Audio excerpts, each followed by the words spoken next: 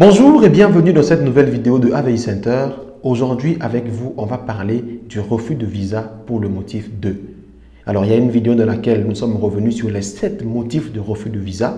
Vous pouvez la trouver sur notre compte. Mais aujourd'hui, on se concentre sur le refus pour le motif 2. Le motif 2 de refus de visa dit exactement, je vais le lire pour vous.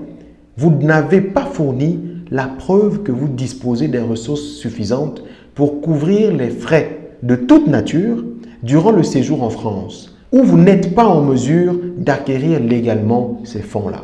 Écoutez, vous êtes étudiant étranger et vous allez étudier en France. Il faut dans un premier temps noter que le consulat ne va jamais laisser entrer sur le sol français pour une longue durée une personne qui n'est pas en mesure de disposer des moyens financiers nécessaires pour y vivre.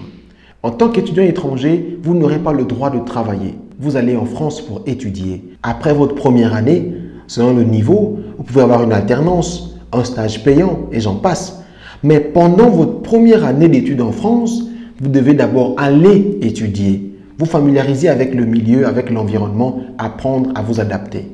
Mais malgré cela, vous devez payer votre logement, vous devez manger tout le temps, vous devez surtout vous déplacer pour aller à l'école, faire vos courses quotidiennes. Vous avez les factures d'électricité, la facture d'internet, le téléphone et j'en passe. Cela veut dire qu'en tant qu'étudiant étranger, vous devez prouver au service consulaire français que vous disposez des moyens nécessaires pour faire face à tout cela.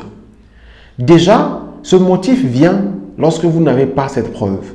Ou alors que la preuve que vous avez apportée n'est pas du tout fiable.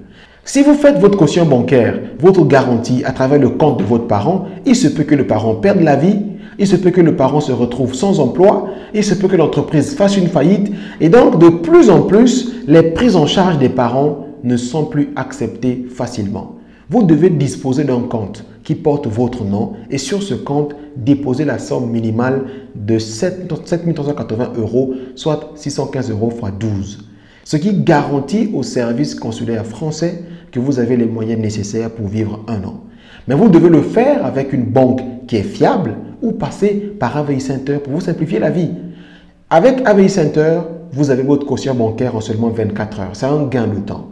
Vous bénéficiez d'une économie sur vos frais annuels d'au moins 50%. En passant par nous, vous économisez au moins 50% par rapport aux banques locales.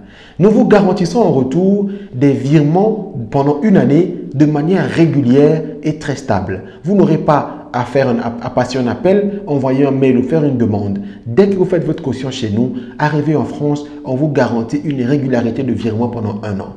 Au-delà de cela, vous avez accès à un accompagnement sur mesure, des agents qui vous assistent, qui vous accompagnent, qui répondent à vos questions et qui sont toujours là quand vous avez besoin d'eux, contrairement à une banque locale qui est trop grande pour gérer votre dossier à vous tout seul.